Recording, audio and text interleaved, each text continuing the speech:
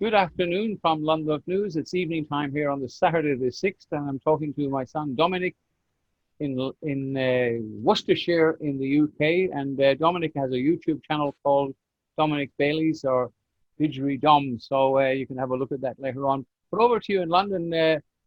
Correction, you're not in London, you're in Worcestershire.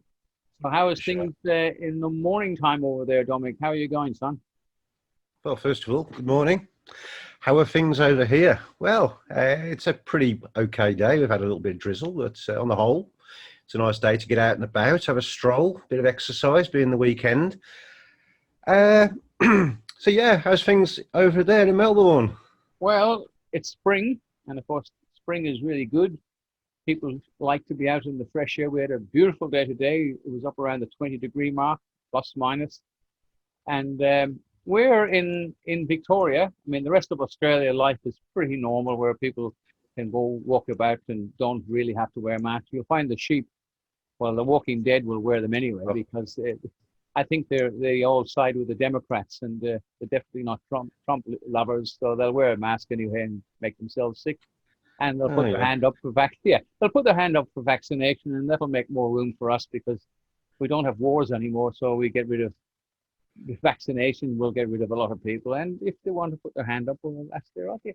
But it was a beautiful day. A lot of people were out walking about, but sadly they were wearing masks. And I mean, you think about a beautiful sunshiny day, and you have to wear a mask because we have in Victoria we have what could be seen on reasonable ground is uh, uh, well, there's no politicians. He's the CEO of the state of Victoria, which is a corporation, and it could be seen on reasonable grounds. He's a criminal, Mike, because he's breaking all the laws. He's this. Look, the list goes on. So that's how we are, Mm. Dominic. So you guys don't have that idiotic system over there. You can actually go out for a pub. Is that true? Out to the pub and have a drink? That's yes, we can. We can go out, have a drinky poos, but we've still got idiotic systems in place. Basically, they call themselves a government. The corporations that try and pretend to run our country, they won't give a straight answer. No one seems to know uh, the left or the right, which way they're coming from. They saying do this, wear this, don't do this, but there's no specific reason that they put behind putting the mask on. I mean, you look back earlier in the year, they were saying you don't need to wear a mask, and now they're saying that you need to wear a mask, but they're not making it a lawful requirement. It's not mandatory, even though a lot of these private corporations are saying it is mandatory. It's an optional choice that you can actually opt out, and the government have actually given places like Marks and Spencer's, a supermarket network that we have over here. You can go into customer services and get yourself a nice little sunflower necklace thing that you can put on, which is actually government supplied, saying that you don't need to wear a mask if you wanted to do that, or you could just say that it causes severe distress. Or just say no. Well, you At the end of haven't. the day. I believe that you haven't wore one at this stage in your life so far, and the fact is, neither have I. And I have tried to do my best to obey the laws, whether they're unlawful or not, because it's Mm. basically if I did wear a mask outside, it would be just to keep the peace.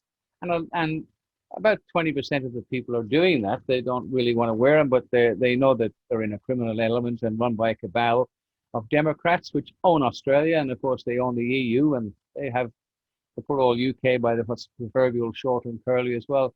Now, I believe that we went down to London recently, and you noticed that Queen Elizabeth II may have moved our abode because you were, I think, on some of your videos there, the emblem on the gate was gone. What can you tell us about your trip to London a few weeks ago? And can we go down to London and have a look with you? Yeah, so London, yeah, it was I took my daughter basically. It was on a bucket list, so we thought it'd be an ideal trip to go down to London. So we did go down on the train. Everyone was wearing masks.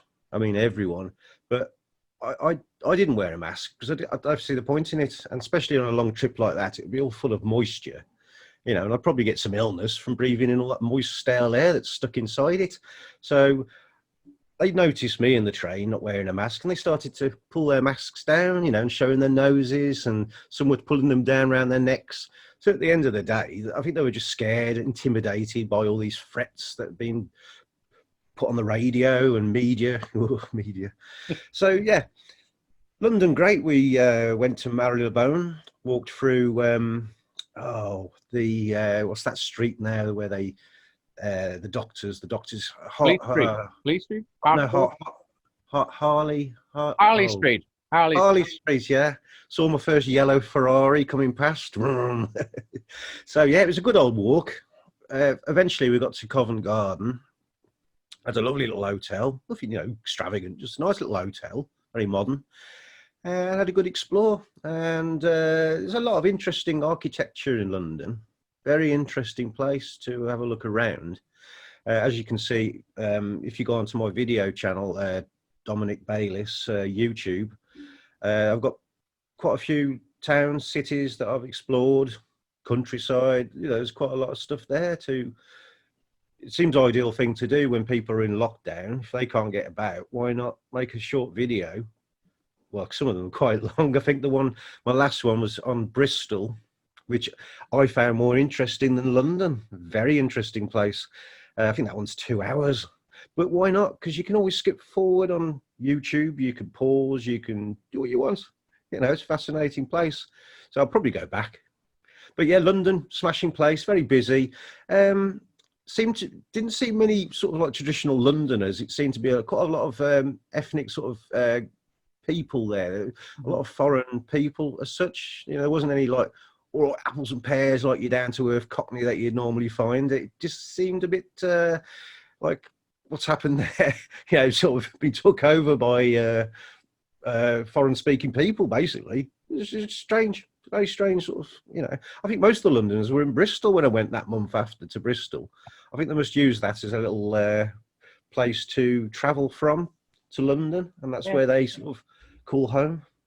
And then you went up to the palace, and you didn't really know at the time that the emblem had been gone off the gate, and we were informed, here I was actually, by the International Common Law Court, that the Queen had, the palace staff had all been all let go, and the gate had the emblems removed. And did you see that when you were in London on the gate? Well, I did notice the gate. Yeah, I recorded all that, but just had that general feeling that there was something not right. Especially as I was filming around the fountain. The fountain had been drained out, and looked like it'd been drained out for some time, and it just seemed the burqas weren't on. The big. Oh, the Busbies. Sorry, no. I think who would be the burqas then that I'm referring to that perhaps were doing the. Oh, the Gurkhas, the soldiers, the Gurkhas. Oh, they were there. Yeah, okay. Well, skeleton. I think I saw about 3 Gurkhas, and then there was 3 armed police just around the main entrance, within the gates of Buckingham Palace. But yeah, that the one plaque, I think it was on the right-hand side, because there's 3 vehicular entrances to Buckingham Palace on the frontage, and I believe it's on the right-hand side. One of the main emblems off the left gate was missing, and I think the media were trying to make out that a delivery van or lorry had hit it, but there was no signs of damage on the gate, and I wasn't aware of it at the time, but after a bit of analysis and zooming, you could see that it was a blatant fact that they took the emblem down because there was no other damage. So. Yeah, it's interesting. Of course, the media are the spreaders of virus news. I mean, you'll find the younger generation. I mean, I'm in the 70s and well into the 74. I'm getting bloody old. Not getting old, I am old. But the young people don't watch the news, and you'll find a lot of adults now have absolutely given up watching it because it's repetitive and it just keeps regurgitating the same old garbage all the time. If it's not bushfires, it's viruses, and they're relentless because the days of the real journalists have gone. I mean, the last real journalists were when they brought Nixon down, Dodgy Nixon. He was the journalist, dug up all the dirt on the Watergate thing, and he got found out and he had to resign. So I think they said then, as from now, that there'll be no more free press. And the same thing happened here with our Governor General, the last real Governor General He sacked the crooked Gough Whitlam. And of course, then they said, may God save the Queen, but nothing will save the Governor General. From then on, they put a stoogie in there, and we still have a stoogie today. Well, well, Dominic, now that you're back in the studio and comfortable there and on a nice Yeah. wintry Sunday, pretend Sunday morning, um, what's the situation there? Well, as far as we're concerned, we have the most severe lockdowns. Only in Melbourne, we're actually reluctant prisoners, and after 8 o'clock, we're not allowed out. And during the day, a man and woman, persons, this applies to persons, really, lawfully speaking, it doesn't apply to men and women, but I think men and women are compliant. They're not allowed to move away from your house for 5 kilometers, more than 5 kilometers. You can't even visit. On Father's Day today, people couldn't visit their fathers and stuff. I mean, it's not only sick, it's sad, it's criminal and totally unjustified. There is no, and what annoys the hell out of me. Now, we all know the doctors, and I've worked in the hospital system for a long time, and doctors are just human beings. And when they become GPs, they become, in some cases, nothing more than a health hazard. Yet we have somebody appointed with no invested power, that is given this idiotic power, and they spread their BS, and people believe them. Well, some doctors are nothing more than a health hazard. But we can't go to pubs, we can't go to even McDonald's. You couldn't go into McDonald's, sit down and have a coffee. It's completely restricted. How are you doing over there in relation to any restriction? Can you go to the pub? Can you go to a restaurant and have, most people like to do, I suppose, is to have a pint? What's the story in Worcestershire? In fact, in England in general. As going back to the question, yeah, we can go out. We can go out having meals, pints, drinks, you know, that kind of thing. McDonald's, if you like that kind of thing. But yeah, some places are a bit strict where you have to line up, wait to be seated. You know, they seat you down, and I haven't been to those such places, but I tend to use a chain called the Weatherspoons, which is a good value for money kind of pub, where you can walk in, you can find a seat, you can walk to the bar, and you can pay cash. Now, the cash issue is funny because relating back to when I went to London, we sat down outside this quite a famous pub, I think it was Fogarty's in the central London. And he came over and we said, oh, I'll have a pint of ale, please. Yes. And I think it was £5.80 a pint. You know, we're not talking cheap beer. Sat there enjoying the ambiance, and we thought we'd have enough a pint. You know, we're in a good little place. Seating was quite difficult to find, you know, during this pandemic. So we were sat down outside, quite a crowded area, probably about half a metre away from each other. And so we had enough of pints. There's 2 pints now. We're up to 4 pints I'd spent. So I said, I'd like to pay now. And I pulled out some cash, and he went, oh, no cash. I said, well, where does it say that it's no cash? And he started to look around, disappeared into the pub, then came out, started to move pots and things away from the banners and signs. And he walked over to me and he said, well, it looks like you got free beer there. And I went, I was willing to pay. I had the cash there, but I just do not understand why they weren't taking cash. I know this is the agenda, that they want to phase out this cash and use it as an excuse of the coronavirus. But, you know, you can see that happening quite a lot. I saw it in Bristol. That was my last trip, where you couldn't even cross the bridge, the large famous bridge, in a car without, you couldn't pay cash. It was all card payment. So a lot of places are doing that. But as for going out, you can go out. And Rishi Sunak, who's our exchequer, he's doing Monday, Tuesday, Wednesday half price eating out deals, which is ridiculously cheap. I mean, if I went to the Weatherspoons, which is cheap enough as it is, you can have a pizza. I think they £3.89, and you get a free pint of beer of your choice with that meal. Well, now they've halved the price, and you still get your beer. The beer isn't half price, but you're talking to eat out with a family of 3, 4, even £12 to £14, and be well fed and have a drink of your choice. So it hasn't affected here that much. You know. Wow, you're very, very lucky. because we can't do anything here. But you know what? What's the most amazing? You'll probably find it in your place as well. That I call them I used to say they were sheep, but really, I've got a lot of respect for sheep because they really are a beautiful animal, and they're not as stupid as we make them out to be. But our living, walking dead are so stupid. You know, now that there's nobody driving around, and petrol did drop, it really, really hit the ground for a little bit. But it sneaked back up to $1.33 a litre. Now, the Americans produce all their own oil. They don't live off they don't need the Gulf.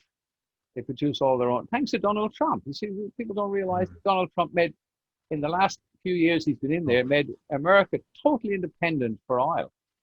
I mean, if we only had politicians like one, we don't have politicians, we had leaders like that, we'd be laughing. But they don't complain. You know, they whinge and bitch about it, but they don't do anything about it. And I am sick of people whinging and bitching, but not many people are prepared to do something about it. Of course, myself and quite a few other people, and just have set up the common law court, as you're probably aware of, and it's already running pretty well in the UK. And after all this, a lot of these people are going to pay.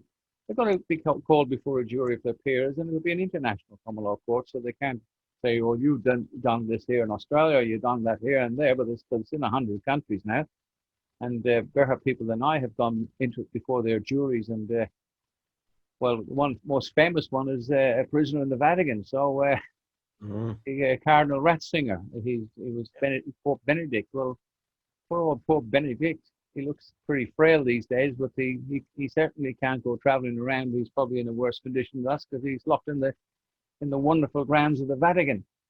But as far as air travel is concerned, again, nobody's really kicked up. We had in Victoria, it's very strange. Just before Daniel Bloody Andrews locked the state down, all the football teams left from Victoria and went up to Queensland, into sunny Queensland. Honest to God, if you've seen this in a movie or in the days of our lives, you know, Bold and the Beautiful, you'd think, oh, what a load of old rubbish, you know. But this is fact. Oh, they all moved out before lockdown. It was a big rush at the last minute, all their families. Then Eddie McGuire's show here, Who Wants to Be a Millionaire? They were running out of production here because they couldn't do it. Eddie is the head of a football team. Look, he's a really lovely guy, and the best of luck to him, his family, and hundreds of support. I don't know. I may be wrong on the numbers. Around 400 people a few days ago went on a private flight with Jetstar or whoever the heck it was, flew to Queensland. The quarantine was in a beautiful resort by a beautiful big swimming pool, and they're out in the town. And the footballers, you know, are pretty rough guys. They got caught out after hours and out. They're supposed to be in quarantine, and they got into a bit of trouble. But it just goes to show you, for one lot, we have rules and regulations, but the sheep, we are the sheep, and then all the Walking Dead are the ones that are really dead. They have to put up with all the scam, and they will put up with it. That's why these criminals are getting away with what they're doing. Well, one problem that we're having at this very moment is with illegal immigrants coming in over the British English Channel. Okay, I think we had a record number of, we're talking figures of 300 to 400 a day coming over. I know. Now, if you come over from France as a tourist, you have to lock down for 14 days. Okay, and there's other countries in Europe and so on, so on. But these illegal immigrants are coming over. They're being shipped off in coaches, luxury coaches, to 4-star hotels, and they're actually coming straight out 2 or 3 days after being processed to their 4-5-star hotels, where they get free meals a day, laundry. They get £40 a week spending money and a picnic to take out when they go out for the day. Are allowed just to walk out and about and mingle amongst law-abiding citizens who are, you know, taking precautions. So there's enough of one law for one and one law for the other. I think we've got 50,000, perhaps rising, illegal immigrants in our country, stopping in 4- and 5-star hotels at the moment, and God knows how many hundreds or even thousands of people it's involving. We've got border force, farce, basically a taxi service for these smugglers who are getting thousands of pounds, probably £2,000 to £5,000 for each illegal immigrant coming over on these dinghies. They've got dinghy a whole dock of dinghies stacked up, and they're having to shred the dinghies, take the engines off, and I think they're selling the engines. But it's just ridiculous. I mean, there was a big protest in Dover yesterday, and they just gridlocked all the traffic, and we're just saying, I mean, the police were trying to entice violence. The protesters, because I watched it live, were not looking at the police and not causing any aggro, but the police were pushing and shoving the crowd back, actually laying their hands onto them, and then pushing some people over, And I noticed on the news reports that it had been reported on, I think it was Sky News.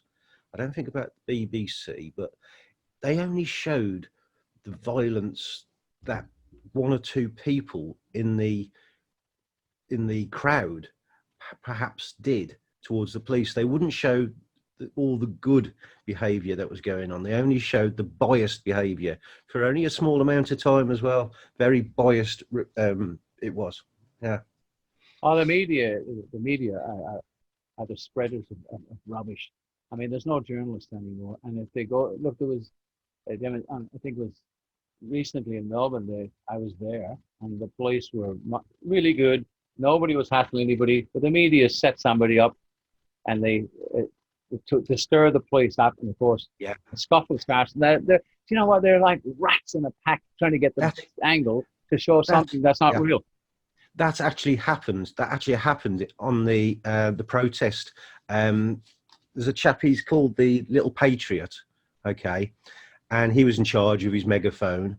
Now, this one lad was confronting the police and sort of causing annoyance, and then the Patriot went, "No, he is not. He is a lefty. He is not with us. He's not with us."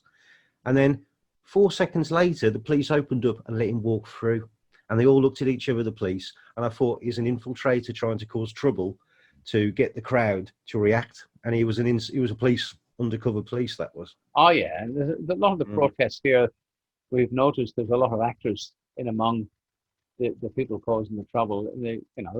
And some of the stuff they put up on Facebook here about certain incidents involving the police, which could be seen to be brutal.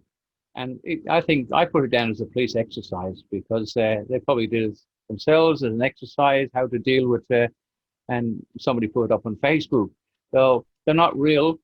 They think about how the police here, the ordinary cops in the street are sick to death of this whole thing. I know for a fact that the discipline is gone, because I was talking to a sergeant a few months ago, and he said to me, if I told two constables to go over and stand over that side of the road down a little bit, and there was something else going on this side, and after a while they come back up and they say, look, why did you send us over there?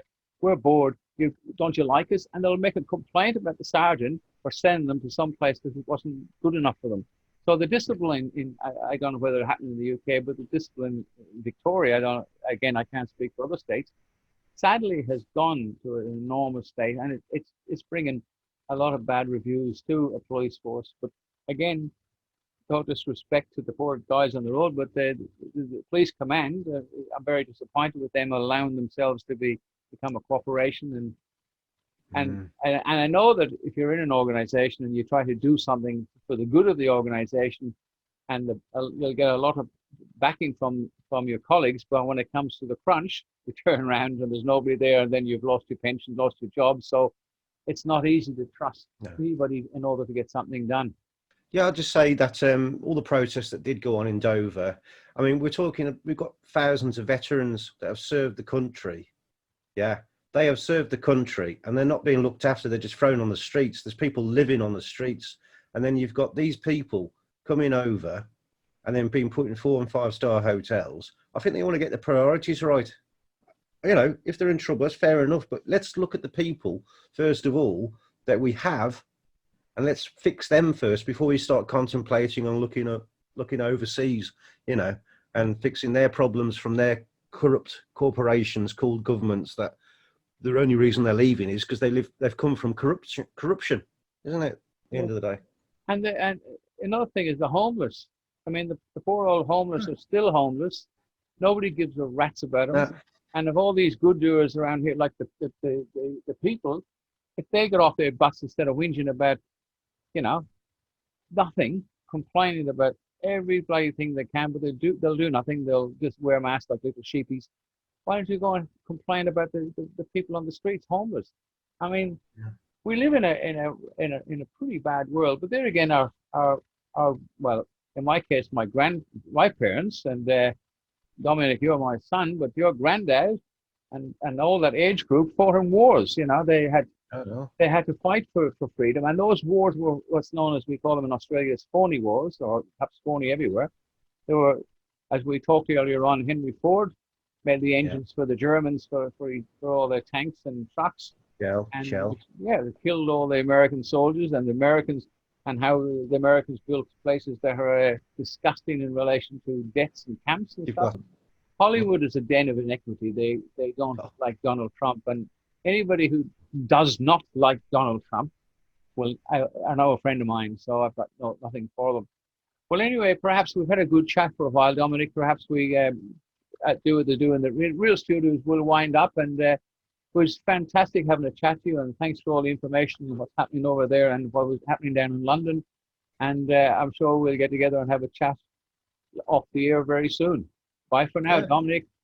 Bye now. Bye. Well, that was an interesting little chat I had with my son in England. One of my two sons in England. Both live in the pretty close to each other, and it's good to have a chat, because of course we can't travel over and back anymore for the time being. And maybe if Daniel Andrews and the deep state Democrats that control Daniel Andrews are owned by the American Democrats, which they're burning their own cities down, so it's not hard for them to shut us down. So anyway, it was great talking to him. Please have a look at the Common Law Society, and it's under Common Law. I'll put the name in for you in a minute. Common Law Society is a society just like the Law Society.